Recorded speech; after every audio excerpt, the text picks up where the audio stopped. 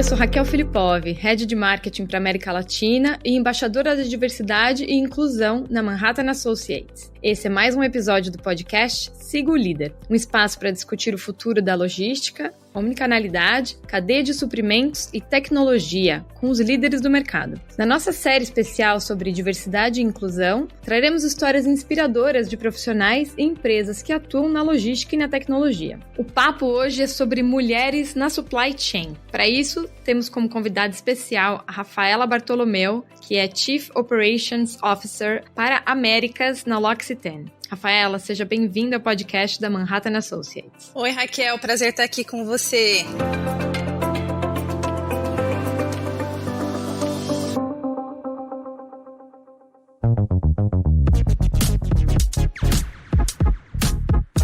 Eu tô aqui me sentindo honrada por ter esse tempo one-to-one com a Rafaela. Aqui na Manhattan, quando a gente fala dela, sempre tem alguém que fala: nossa, a Rafaela, ela é top. Então, vamos falar com a top Rafaela. Nossa, que legal, obrigada. Tô me sentindo agora. Pode se sentir. Então, Raquel, se você quiser, eu posso falar um pouquinho de mim, então? Então, eu sou a Rafaela Bartolomeu, como você disse. Eu trabalho aqui na L'Occitane já fazem 12 anos. Eu comecei na França, trabalhei 3 anos e meio na fábrica e eu tive a oportunidade de ser transferida e agora já fazem quase 10 anos que eu tô aqui trabalhando nos Estados Unidos, mas com a responsabilidade Américas. Entendi, legal. Bom, já que a gente tá falando de L'Occitane, conta pra gente, porque assim, é uma oportunidade muito legal pra gente aprender sobre a operação da L'Occitane, que eu acho que eu nem tô falando certo. Tô falando certo? Depende. L'Occitane, no português a gente fala L'Occitane. L'Occitane, tá. Porque, assim, uma empresa global, com uma operação complexa, conta pra gente um pouco como que é isso. Então, hoje quando eu falo da L'Occitane, para mim, eu tô falando da L'Occitane Grupo. Uhum. A L'Occitane, na verdade, vem adquirindo algumas empresas, até grandes, e a gente, então, agora tá montando A gente tá saindo da L'Occitane Provence, a gente tá indo realmente para uma diversidade do nosso portfólio de produtos. Se a gente falar especificamente do Brasil, então a gente tem 2 marcas. Então, a gente tem a marca que a gente chama L'Occitane Provence, que é a nossa marca chefe, vamos dizer, onde você pode comprar o nosso creme-mão, Karité, que é vendido a cada 1 segundo. Que legal. No mundo. É maravilhoso. E a gente também tem a L'Occitane no Brasil, e na verdade é uma marca que me inspira muito, porque é uma marca que é 100% produzida no Brasil, com ingredientes brasileiros. Então, a cada vez que eu vou pro Brasil, eu tento trazer o máximo que eu posso, porque fala muito, assim, é muito a minha personalidade, é muito a minha cara, eu adoro, e eu sempre dou pras minhas amigas aqui, elas amam também. Legal. Aqui nos Estados Unidos. A L'Occitane no Brasil, hoje, a gente tem mais de 170 lojas próprias, né, e a gente trabalha também com franquias e com wholesalers, e óbvio, a gente também tem o nosso canal web com entregas online. Entrega do Brasil, entrega aqui também nos Estados Unidos, não? Ainda não, ainda não. Ainda não. Vamos resolver isso aí, Rafaela. Eu também quero. Temos um sonho que espero que vai se concretizar logo, logo. Que legal. Rafaela, então falando mais especificamente desse teu trabalho como COO para as Américas, como que é coordenar toda essa operação internacional? Quando você vai dormir à noite, você pensa assim, nossa, gente, como que eu consegui fazer tudo isso? Conta pra gente. Olha, bom, trabalhar na supply chain, operações, ainda mais agora com essa crise aí desses últimos 3 anos, não vem sendo difícil, acho que eu tive os 3 piores anos da minha vida. Mas eu sempre tento encarar, assim, positivo. Eu sempre falo isso pro meu marido, ele fala, como é que foi seu dia? Eu olho pra ele e falo, olha, foi difícil, mas amanhã é um novo dia, né? Então, vamos tentar dormir, repensar um pouco as coisas que aconteceram e como a gente pode fazer melhor no dia seguinte. Assim, só para te dar um pouco, assim, qual que é a minha dinâmica. Geralmente eu acordo super cedo, eu tenho reuniões que podem começar às 6 horas da manhã, às vezes, porque eu trabalho muito com internacional. Então, geralmente eu pego esses calls de casa, me arrumo super rápido, ou pego meu trem para ir para Nova York ou para ir para o nosso centro de distribuição, que é aqui em New Jersey também. E nesse meio tempo eu sempre tento estar lendo, aprendendo, vendo como é que a economia tá avançando, porque assim, na verdade o varejo é um negócio que é muito dependente da economia local. Então, se as coisas não estão indo bem num país, geralmente o cliente vai ter um poder de compras menor e que pode impactar a sua operação no país. Então, eu tento sempre estar lendo, sempre tento estar atualizada com o que está acontecendo no país e no mundo também. E aí, quando eu chego no escritório, para mim, a primeira coisa, eu vou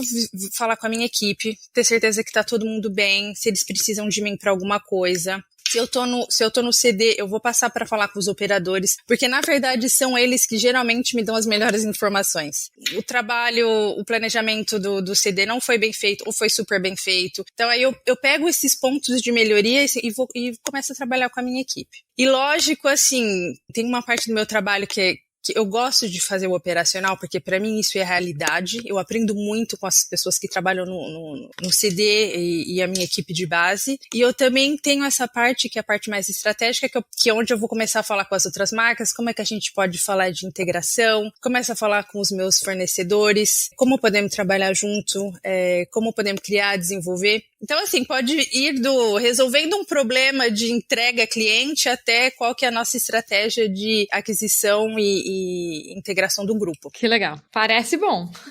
Parece que você não fica entediada. Não.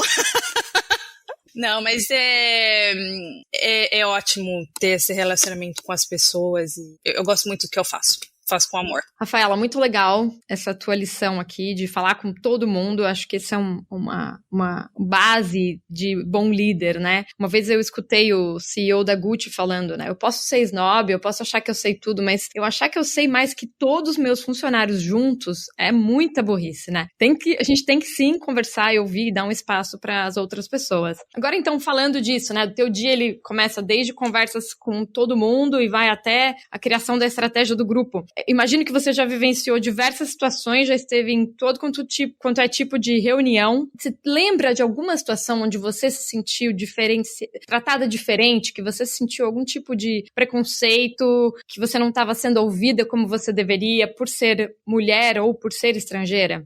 Bom, eu tenho 2 casos aqui que eu gostaria de compartilhar com vocês. Então, o primeiro é quando eu fui promovida para ser a responsável do centro de distribuição e da parte de transporte, eu comecei então a fazer as reuniões com os transportadores, né? Então, eu lembro que a primeira vez que eles me viram entrando na sala, pela expressão do rosto deles, eu vi que eles se falaram, o que essa menina tá fazendo aqui? E eu sempre tava indo eu e o meu diretor de logística, e então nessas reuniões, todas as conversas eram direcionadas para ele, e ninguém, na verdade, olhava para mim. Então, assim,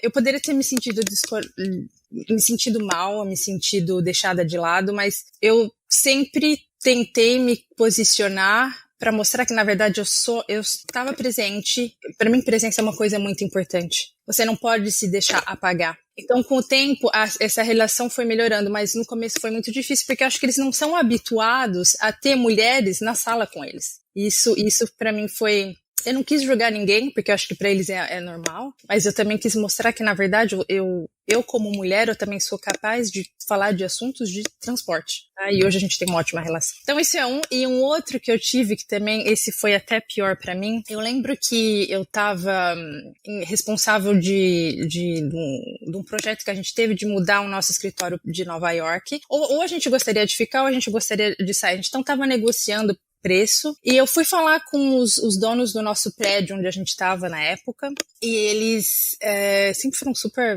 assim, secos comigo e tal, e eu estava comentando isso com um dos meus colegas de trabalho, e ele me falou assim, olha, eles não gostam de negociar com mulher, você quer que eu pegue daqui para você? Então, assim, eu respirei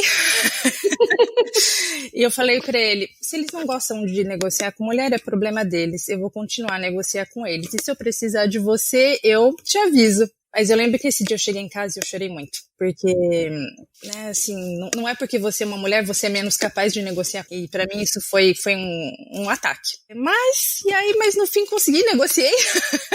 A gente conseguiu fechar o contrato e tudo certo. Que linda. Parabéns. Isso aí. Aí você foi lá pro seu colega e falou, viu? Então. Tá aqui, ó. Negociei. Eu lembro de várias histórias também que eu passei. Eu tinha uma missão muito difícil num trabalho antigo meu, que era minha experiência antiga profissional, né? Que era para absorver as empresas que a gente comprava e fazer com que eles incorporassem os processos de marketing que a gente já tinha, estava dentro da incubadora, que era muito difícil, porque assim, você estava conversando com o cara que era o CEO da empresa dele antes, e agora ele era um funcionário de uma empresa gigantesca, então assim, ele antes podia apitar, desapitar, fazer o que ele quisesse ali dentro, e agora ele tinha que seguir regras, né? E numa vez, numa conversa dessas, eu tava tentando orientar, e ele puxando para um lado, e eu falando, veja, não é assim, é para cá que a gente tem que ir, é para cá e para lá, e aí ele falou assim para mim, Raquel, eu queria que você parasse, porque ninguém quer ficar ouvindo de uma menininha de 20 anos o que é e o que não é pra fazer, tá? Nossa. Eu não tinha mais 20 anos, já tinha passado bem dos meus 30, mas aquela frase, sabe, de tipo, e agora, né? O que eu faço com essa informação? E ficou muito forte pra mim, fui pro banheiro, chorei também, voltei pra casa, chorei e nunca soube, assim, qual seria a melhor forma de... O que eu deveria ter falado, sabe? O que eu poderia ter feito? A única coisa que eu tento é não chorar.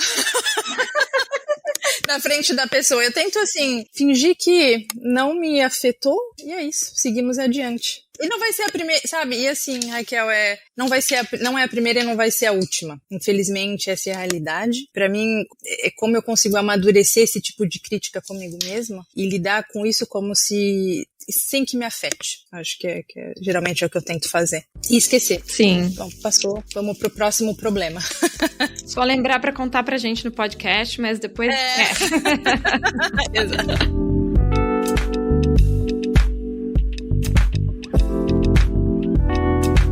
Então vamos continuar a falar disso, assim, esse desafio de mulheres, né? Então teve uma pesquisa recente que mostrou que ainda só somos 23% dos cargos de diretoria e vice-presidência na supply chain. Na sua opinião, como que a gente pode fazer para avançar nessa equidade de gênero no setor? Bom, para mim tem 3 coisas que eu acho que são super importantes. Flexibilidade. Mas quando eu falo flexibilidade, é uma flexibilidade sem julgamento. Porque, assim, essa palavra flexibilidade agora virou super hype, né? Todo mundo quer dar flexibilidade para os funcionários, só que eu ainda acho que tem muito julgamento. Então, assim, se você tem a oportunidade de ver o seu filho, uma apresentação da escola com o seu filho, você tem que ir e não se sentir mal. Ou ter certeza que você cria uma cultura como líder para que os seus colegas não sintam que você está fazendo uma coisa, por que ela está indo e eu não posso ir? Então, assim, na verdade, dar flexibilidade, mas ter certeza que você cria uma cultura onde você não está julgando um funcionário que está indo ver a filha ou o filho fazer uma apresentação na escola. Então tem que ser alguma coisa genuína, uma flexibilidade genuína. Não porque hoje todas as outras empresas estão dando flexibilidade. Então isso é muito importante. Um segundo ponto para mim, eu tive muita sorte, porque eu tive uma chefe minha que foi a minha mentora. E ela foi uma pessoa que me desenvolveu muito. Então eu acho que é importante a gente sempre ter um mentor ou uma mentora. Uma pessoa que você pode confiar, que você pode compartilhar seus medos, ter feedback positivo ou negativo. Então, conversas bem abertas. E isso me ajudou muito no meu desenvolvimento profissional. E essa minha mentora, na verdade, ela falava, olha, você precisa fazer alguma coisa relacionada com coaching. Então, ela falava com RH. Ela fez todo um plano de desenvolvimento para mim. Eu tive muita sorte de ter uma mentora como essa que eu tive. E por isso que eu acho também muito importante eu ser mentora da minha equipe. Porque eu vi como isso pode realmente influenciar e importante para o desenvolvimento de cada um. E um terceiro ponto para mim é a coragem. Eu acho que as mulheres, a gente não deve se sentir mal ou com medo, ou síndrome do impostor de estar numa reunião com um monte de homem ou um monte de chefes e ter medo de perguntar alguma coisa, ter medo de se expressar ou se exprimir. Como líder, eu acho que assim, eu tento realmente criar um ambiente onde as pessoas consigam se sentir bem e consigam se exprimir. Eu acho que isso é muito importante. Então, vem muito do líder. Muito legal. Eu tive muitos anos esse hábito de entrar numa sala e contar quantas mulheres eram e quantos homens eram, né? Geralmente eu era a única. Numa reunião, assim, eu entrava e falava, realmente, hoje são 12 e só eu de mulher. Não, hoje são 23 e só eu de mulher. Isso que eu estudei engenharia, e só tinha homem, éramos muito poucas mulheres na classe. Mas eu acho que parar foi um bom hábito pra mim também, né? Sei lá, não importa. Eu sei quem eu sou, eu sei o que eu estudei, eu sei o valor que eu trago, né, pra essa conversa, mulher ou não. Você falou dessa flexibilidade genuína, né? Esse é um ponto que eu também escuto muito em painéis de mulheres, essa história, né? Não, seja você mesma no trabalho, mas não muito. Exato.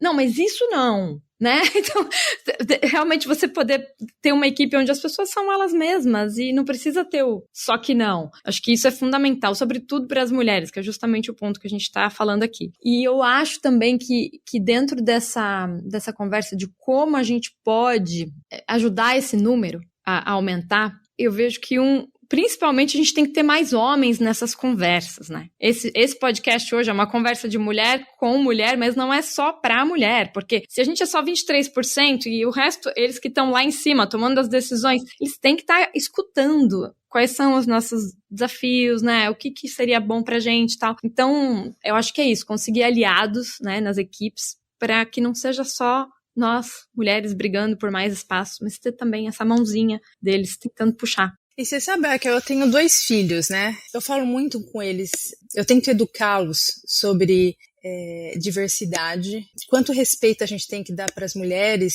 que, tipo como eu, como você, por exemplo, que trabalham no meio de um ambiente masculino e que tentam se impor.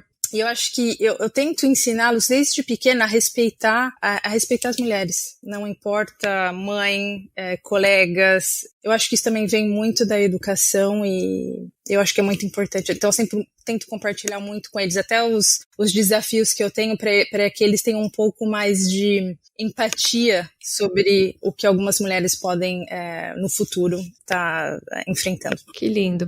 Parabéns e obrigada. Minhas filhas agradecem a educação que você está dando para os seus filhos. Você começou a falar então de diversidade, mais, né, dessa questão da educação dos seus filhos e, enfim, diversidade vai muito além mulher, homem, questão racial, são vários aspectos que entram aí, né? Eu comento contigo, assim, eu também sou brasileira, mãe, estrangeira, tentando fazer meu espaço aqui nos Estados Unidos e para mim ver você com sucesso é uma inspiração, né? Essa questão de representatividade é importante. Obrigada também por isso.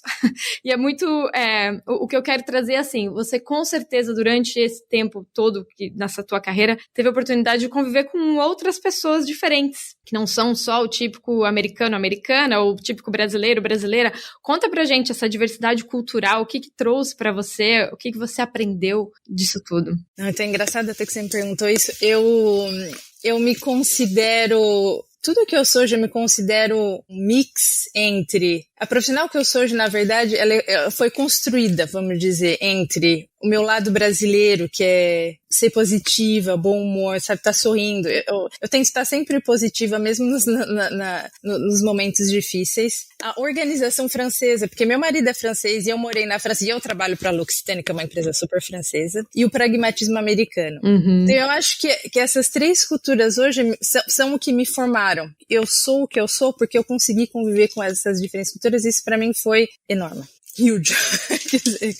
Então, assim, eu gosto muito de compartilhar, de aprender. E, assim, quando eu tô também com o pessoal aí do Brasil, eu sempre gosto de colocar, assim, a equipe do Brasil com a equipe dos Estados Unidos para eles conversarem. Isso gera uma energia positiva enorme. E eu vejo que eles conseguem ter muita criatividade quando eles estão trabalhando juntos. Porque eles são super curiosos. Como é que você faz isso? Como é que você faz aquilo? Então, colocando eles para trabalhar junto, você vê que a gente pode criar várias coisas juntas. Mesmo se no fim os desafios são um pouco diferentes, porque a supply chain nos Estados Unidos não é a supply chain do Brasil. A gente tem desafios diferentes. Mas colocando as pessoas para trabalhar juntos gera uma energia, uma catálise positiva. E eu acho que isso é ótimo. E aqui, morando nos Estados Unidos, a gente também tem uma diversidade enorme. Então, por exemplo, quando eu vou pro CD, eu tenho várias pessoas que são da América Latina. Eu adoro também conversar com eles. Então, eu tô sempre aprendendo, comendo alguma coisa diferente, aprendendo uma palavra nova. Então, assim, você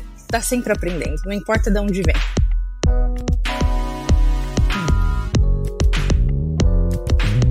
Rafaela, conta pra gente como que foi essa tua trajetória profissional. Qual foi o caminho que você percorreu pra chegar hoje neste cargo, pra ir parar aí nos Estados Unidos? Como que foi isso? Então, eu nasci no interior de São Paulo, uma cidade super pequena, chamada Matão. Nem os brasileiros conhecem, só pra... Eu sei onde é Matão. Nossa, que bom, obrigada. Então, assim, eu nasci em Matão, uma família, assim, a gente veio do meio bem simples, né? O meu sonho, na verdade, era trabalhar em São Paulo, quando eu morava em Matão. Não, eu quero ser alguém na vida, eu quero ir pra São Paulo, eu quero trabalhar naqueles prédios enormes em São Paulo. Então, assim, eu acabei indo pra São Paulo fazer faculdade, então eu trabalhava de dia pra poder pagar a faculdade, me sustentar, né, e fazia o curso à noite. Então eu sou formada em engenharia de materiais. Quando eu tava, na verdade, fazendo um dos meus estágios, eu comecei, na verdade eu trabalhava com engenharia de embalagens, que é mais relacionado, na verdade, à faculdade, mas eu comecei a ter contato com o pessoal da supply. Comecei a falar, nossa, mas talvez acho que eu vou gostar de trabalhar com supply chain. Eu achei interessante, porque na verdade tinha muita coisa relacionada à importação, exportação, e esse cenário mais internacional sempre foi appealing pra mim, né? E aí na época, alguns meses depois, eu vi que a Novartis eles estavam contratando pessoas pro departamento de supply chain deles que eles estavam criando, que eles estavam querendo criar um departamento de supply chain para América Latina. E aí eu acabei me candidatando e fui contratada. Fiquei trabalhando um mês como estagiária e eles me efetivaram. Que legal. Então eu já tava vivendo meu sonho, né, de morar em São Paulo, tal, tô super feliz. Contratada. Trabalhei 5 anos na Novartis, eu aprendi muito, porque a equipe era ótima. Então, na verdade, o meu conhecimento de supply chain começou aí no Brasil. Então, assim, a gente tem profissionais de supply chain muito fortes no Brasil e eu agradeço muito tudo que eu aprendi aí com os brasileiros. E o que aconteceu? Eu acabei me casando e eu e meu marido é francês, a gente mudou pra França, onde eu cheguei sem falar uma palavra de francês. Então, cheguei na França sem falar francês. Aí eu falei, bom, como é que eu vou arrumar um trabalho, né? Só que aí eu tive muita sorte que, na verdade, a L'Occitane estava procurando alguém que falasse português e inglês, não necessariamente francês, e eu concorri para essa vaga e acabei sendo contratada. Que legal. E fui morar em Manosque, na verdade, numa cidadezinha no sul da França, e trabalhei 3 anos e meio lá. Só que assim, foi uma época muito difícil para mim, porque eu tava num país novo e eu tava num país onde eu não falava francês. Eu aprendi francês na raça. Eu não tive nem professor.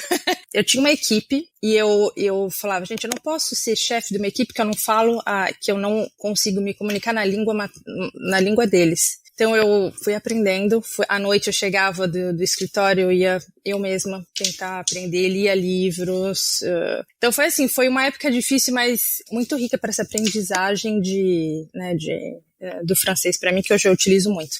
E aí eu tive então a possibilidade de ser transferida para os Estados Unidos para refazer, vamos dizer, a supply chain aqui. E aí a gente foi conseguindo entregar os resultados e eu acabei sendo promovida e estou onde estou. Que legal. Então, na verdade, de Matão, sonho de trabalhar em São Paulo, acabei vindo trabalhar nos Estados Unidos. E aconteceu organicamente, não foi nada que foi forçado, que foi acontecendo. Bom, Rafaela, eu acho que daria pra gente ficar conversando aqui por muito tempo, mas vou tentar passar pra nossa última pergunta. Se a gente precisar, a gente marca um outro. Vou ficar aproveitando da sua boa vontade pra gente completar, porque eu acho que assim, esse papo de hoje foi muito focado nessa diversidade. Eu tenho certeza que você teria muito para agregar pra gente, realmente falando de operação, de supply. Então vamos deixar esse aí na gaveta, quem sabe, para algum outro momento. E vamos fechar com um comentário geral seu, uma dica, assim, como que você... se você tivesse que dar um conselho para uma mulher que tá começando a carreira dela em supply, o que você acha que ela tem que levar com ela? Não precisa ser só supply, mas assim, se tiver alguma coisa específica, o que você gostaria que ela levasse? Autenticidade. Eu acho que a gente não pode esconder o que a gente é. A gente tem que ser a gente mesma. A gente tem que vir pro trabalho trazendo o seu melhor. E o único jeito pra mim, do jeito que eu vejo, que você pode vir e trazer o seu melhor é sendo você mesma. Eu tive algumas passagens na minha vida onde eu tentei não ser eu mesma, e isso me trouxe muita infelicidade. Eu fiquei até doente, porque é uma energia que consome você tentando ser alguém que você não é. E pra mim isso foi uma violação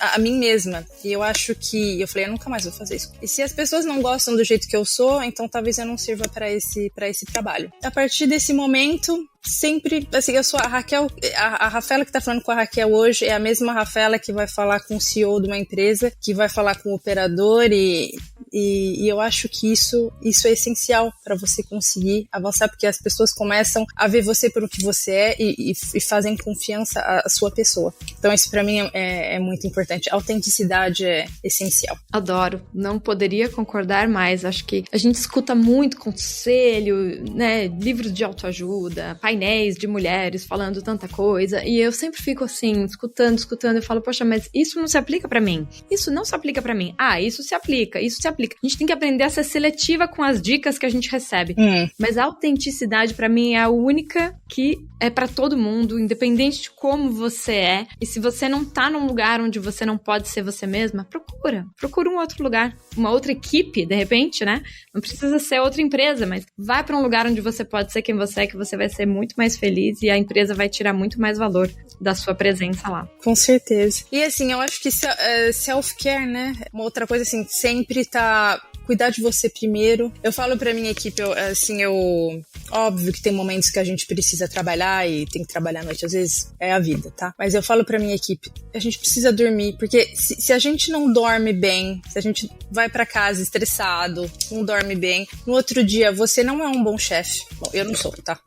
Se eu não consigo dormir no outro dia, eu não sou uma boa chefe porque eu não tenho paciência, eu não consigo pensar claramente, eu não consigo criar. Então, assim, descansar pra mim também é uma coisa super importante. Boa dica. E além de tudo, eu não sou boa mãe também quando eu não durmo, então não funciona bem de jeito nenhum, nem no trabalho, nem em casa. Exato. Descanso é uma coisa muito importante, eu acho que a gente não dá o devido valor que a gente deveria. Tem toda a razão. Rafaela, muito obrigada pela sua participação. Foi uma conversa rica, me inspirou, dicas específicas de como a gente pode ser melhor no mercado e espero que tenha inspirado outras mulheres e homens também. Muito obrigada. Imagina, Raquel, o prazer é meu. Super feliz de estar aqui com você e compartilhar um pouco aí da minha história. E se precisar, estamos aí.